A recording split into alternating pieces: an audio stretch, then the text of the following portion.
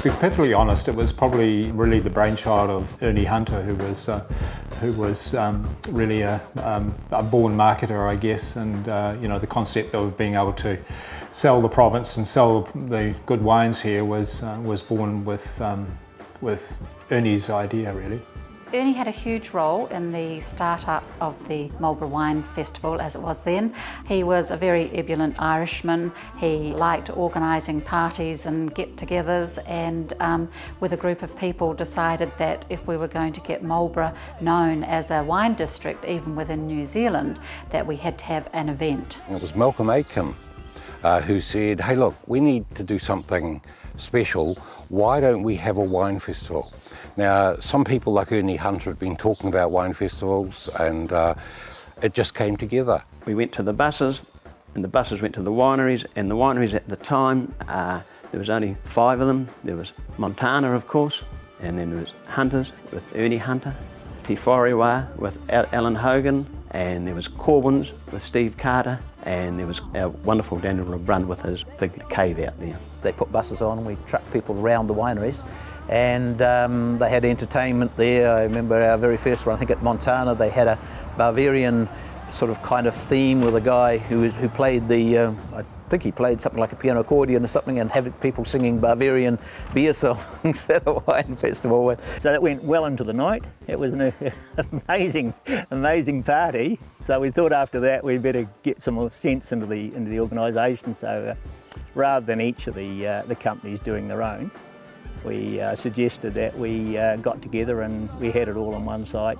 My friend Jane Taylor did the landscape design and did all the designs of the tents and where everything should be. Malcolm and I wanted all these big food writers and wine writers from all over the world to appear, but how do you get them here with no money? And here came Air New Zealand. They just were incredible. The big thing, I think, for the festival was the involvement of the Marlborough community and how everybody came together and to help make it all happen. One of the tutors at the Culinary Institute said to me, I've never had this before, this is an amazing New Zealand story.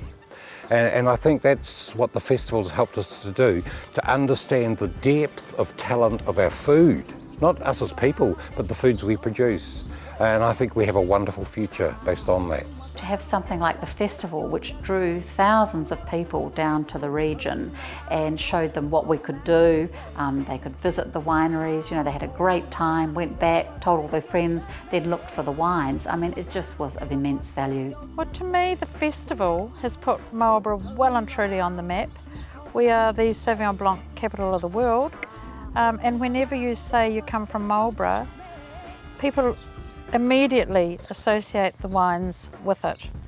And I mean, it's just been fantastic. And all those smiling faces, I think, and knowing that they had a great time here, and knowing that that would rub off on Marlborough, that they'd remember the Marlborough name. If that's all they had to remember, they didn't have to remember which wine or what year the Sauvignon Blanc was, or really what it tasted like. Just the name Marlborough was enough to know that we were doing a great job getting that across. And that was really well ahead of its time. You know, there's a really, you know, those were wonderful. You know, you just get those funny feelings saying, God, this is great, this is fantastic, this is what it's all about. It's always a sunny day. We've never had a rainy day yet, touch wood.